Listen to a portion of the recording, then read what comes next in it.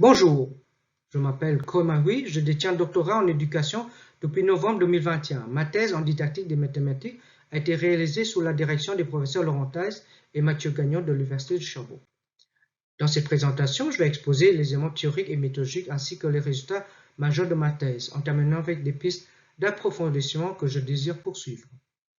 Au cours des 25 dernières années, la transformation numérique a engendré l'ère des données grâce à l'email, l'analyse des mégadonnées, le Wi-Fi et les réseaux sociaux.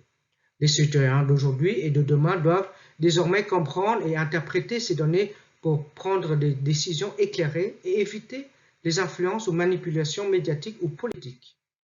Notre thèse de doctorat porte sur la compréhension des manifestations de la dimension critique de la pensée statistique des élèves du début du secondaire lors de la résolution de problèmes statistiques. Le cadre de référence de la thèse se fonde sur les définitions de la pensée statistique et du cadre conceptuel de Weil et Fancourt, ainsi que sur l'articulation du cycle d'interrogation de ce cadre à l'aide de la grille d'analyse des pratiques critiques de Gagnon.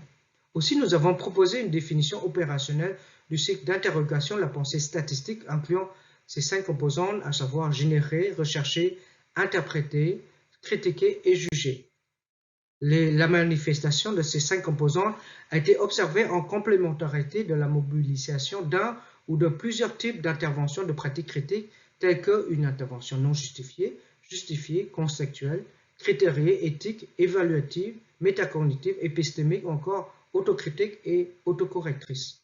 Afin de pouvoir réaliser ces analyses fines et répondre d'abord à notre objectif général de recherche et par extension à nos questions spécifiques de recherche, nous avons également élaboré une définition opérationnelle du cycle d'interrogation de la pensée statistique, ainsi qu'une grille d'analyse pour pouvoir analyser en détail chacune de ces 5 composants de la dimension 3, cycle d'interrogation de la pensée statistique. Un sondage a été réalisé auprès d'une classe de secondaire à Montréal et les résultats compilés ont été utilisés pour formuler des questions statistiques. La question retenue concernait la consommation de fruits et légumes des filles par rapport aux garçons. Les élèves ont résolu ce problème en 3 séances de 50 minutes, puis ont présenté et discuté de leurs techniques d'analyse et résultats en plénière. La méthodologie de la thèse consiste à transcrire et coder les données à l'aide de notre grille à double entrée. Appuyé par une analyse a priori de la tâche statistique, nous avons analysé le travail d'équipe des élèves et leur présentation en plénière. 3 équipes ont été sélectionnées pour des analyses approfondies basées sur la qualité de leur discussion entre équipes et la pertinence de leur technique pour répondre à la question statistique. Les résultats de notre étude permettent d'aborder en profondeur les pratiques critiques des élèves en début de secondaire concernant les 5 éléments du cycle d'interrogation de la pensée statistique. Nous avons constaté que la nature de la tâche statistique et le rapport au savoir des élèves ont influencé la manière dont ils ont mobilisé, en termes de quantité et de qualité, les différents composants du cycle d'interrogation de la pensée statistique lors de la résolution de la tâche. En particulier, nos résultats suggèrent que le contexte dans lequel les élèves mènent leurs réflexions ainsi que la nature de la tâche statistique semblent avoir un impact sur les types d'intervention des pratiques critiques utilisées par les élèves, tant au sein de leurs équipes que lors des interactions entre les équipes, donc durant des sessions plénières. Malgré les défis soulevés par notre étude, les résultats suggèrent que les éléments du quotidien des élèves basés sur leurs propres données et un contexte statistique familier pourraient renforcer leur intérêt pour les mathématiques en tant qu'outil pour mieux saisir la réalité. Autrement dit, l'apprentissage des statistiques et la maîtrise des concepts et outils associés pourraient être renforcés en discutant de sujets statistiques liés à la vie quotidienne des élèves, en les impliquant dans des projets statistiques et en utilisant des statistiques concrètes, permettant ainsi d'intégrer des éléments réels dans le cours de mathématiques. Notre analyse approfondie a également remis en question l'aspect cyclique du cycle d'interrogation de la pensée statistique proposé dans le modèle initial de Weil et Fancourt.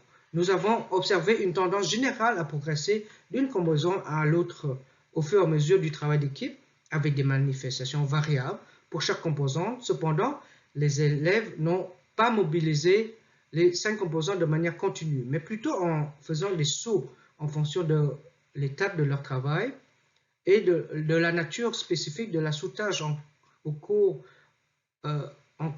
au sein du travail d'équipe, par exemple lors de l'analyse des données. Malgré le fait que notre étude a permis de comprendre en profondeur la dimension critique de la pensée statistique à travers une activité statistique en classe de secondaire, de multiples questions pourraient faire l'objet de futures recherches. En effet, nous avons pu observer que la nature de la tâche semble avoir joué un rôle dans la mobilisation différente en termes de quantité et de qualité de chacune des 5 composantes du cycle d'interrogation de la pensée statistique. Il serait donc intéressant d'étudier les manifestations de ces composantes à travers plusieurs activités statistiques de nature différente, dont sondage, exploration des discussions, des données dans les médias ou des réseaux sociaux sur un sujet de controverse, etc.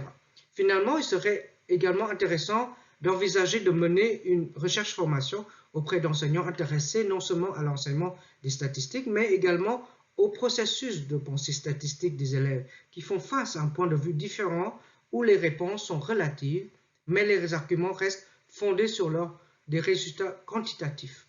Je vous remercie pour votre écoute.